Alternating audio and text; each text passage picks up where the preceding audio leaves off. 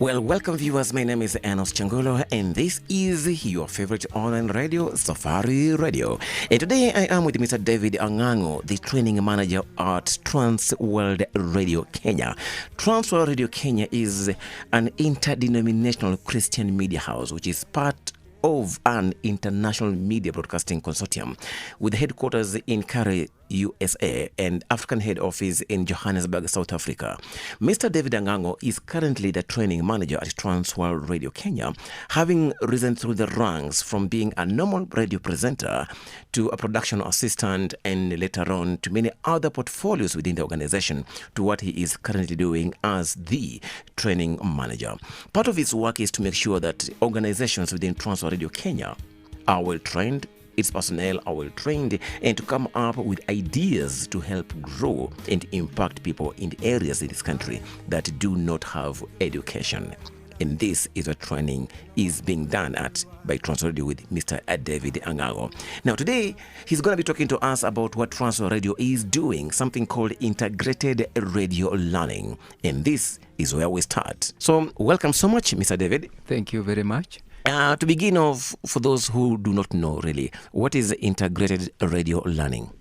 Integrated radio learning is a method of teaching or taking students through the school curriculum via radio.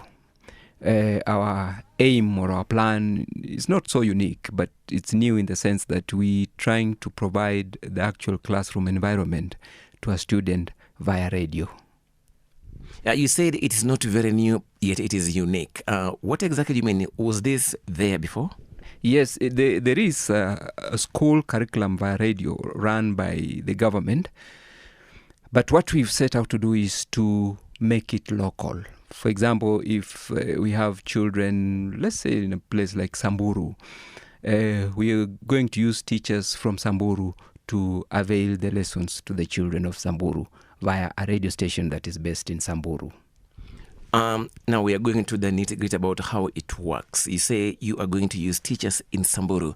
So before you say about that, perhaps let's get to know exactly how does integrated radio learning work or operate? Yes. We aim to do it three ways. First is where you have a student being close to a radio. Okay, a radio is availed to a student. That's one. And two, there is a teacher who gives the teachings, the lessons via the radio. And then there's a third aspect of the whole process where we have somebody who the student, after listening to the lesson, can ask a question, can seek guidance, can avail some feedback.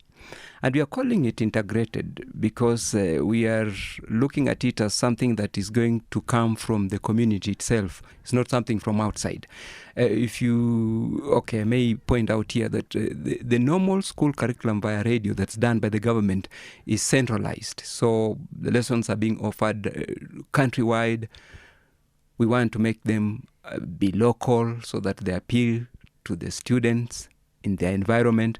But above all, we are looking keenly at the gaps that are there in the curriculum that is being availed via radio right now, and we want to fill up those gaps. Maybe before we go deeper into this integrated radio learning, apart from the radio which you're talking about, what else do you need or will the community be in need of to make sure this program really works? Yeah. First, we'll need an environment in the home that allows a child, because we are targeting more primary school children than secondary school.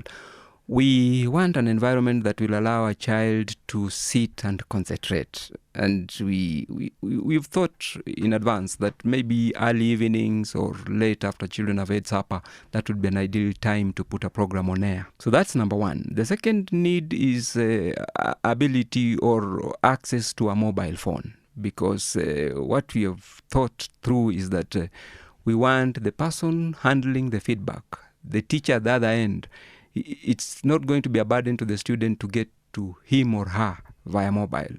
The student could just probably beep, and the other end, feedback comes.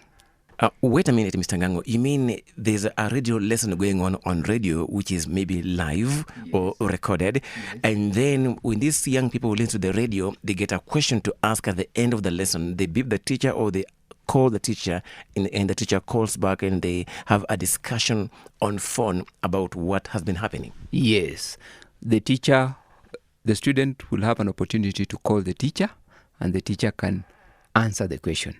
And we must point out here that when we are thinking of the needy areas, people have a habit, or we really would wish to encourage listening in groups. So if you get a village or a Manyata, you get all standard 7s, they know that this evening there's a program for them. They can sit together, they listen, and then they ask a question, and the teacher can answer. But there's a question here. Where are they going to get the airtime to call? Yes, now our goal is to work with the mobile service providers so that all that is going to be expected of the student is to send an SMS or just to send the please call me kind of, communication. The one who will have to have airtime in plenty is the teacher.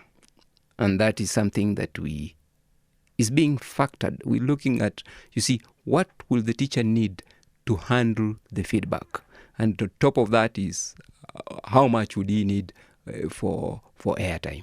Okay, Pastor, may ask Mr. Ngango that after the normal classwork, why should I as a teacher be available? I've been teaching from 8 in the morning until 5. Why should I then be available after work hours to handle a lesson? Who is paying me for that? Yes, and that is the headache that has to be addressed. What we've thought of is approach or talk to individuals or groups or organizations that understand the difficulty in imparting knowledge to the children and encourage them to seek alternative ways of improving the standards. In this case, the idea is to get organization or individuals who would want to pay more. I'll put it this way. It is another way of doing tuition. So the teacher gets paid extra money? Yes, the teacher will have to be paid extra money. By sponsoring organizations? By sponsoring organizations. And the money is for the teacher, the money will go towards the broadcast of the program, the money will go towards the feedback, the money will go towards availing the radio, the money should go towards the mobile phone that will be used by the students. Now, you as Transfer Radio, don't you see that it may cause conflict among other teachers whose lessons or subjects are not chosen to be aired on radio? Yes, we've set out to be fairly, if I could use the word, democratic. You look for an area that actually has need. And what we would want to do is actually get the needs from the teachers themselves. There's one good thing about the teaching profession in this country, especially at the primary school level. There are organizations, meetings, head teachers organizations, subject teachers organizations that we want to look up to for guidance on what exactly should be taught. Okay, one final question. Are you sure the teacher is going to be available during that evening hour to answer to the questions or even listen to the radio program? Yes, okay. It's a very important question and a very good question and a very good answer to it. The most committed workers in this country, incidentally, happen to be teachers. Wherever you go, you'll find teachers wanting to work extra time. They'll want to work late at night. They'll want to work on a weekend or on a holiday just to help their students.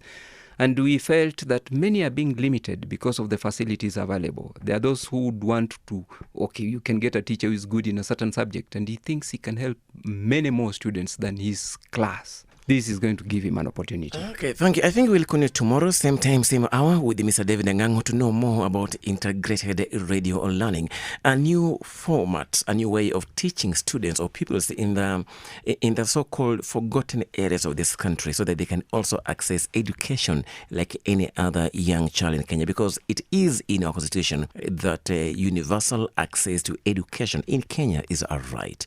It's your constitutional right as a child to access education. And Transworld Radio, through Mr. David Ngango, the head of training, they are trying hard to make sure that the gap between those who are educated or going to school and those who don't is bridged. so that we all get our education. Good day. Until tomorrow, same time, same hour. We shall be here with yet another interview with Mr. David Angango, Training Manager of Transworld Radio Kenya. I take a look at my life.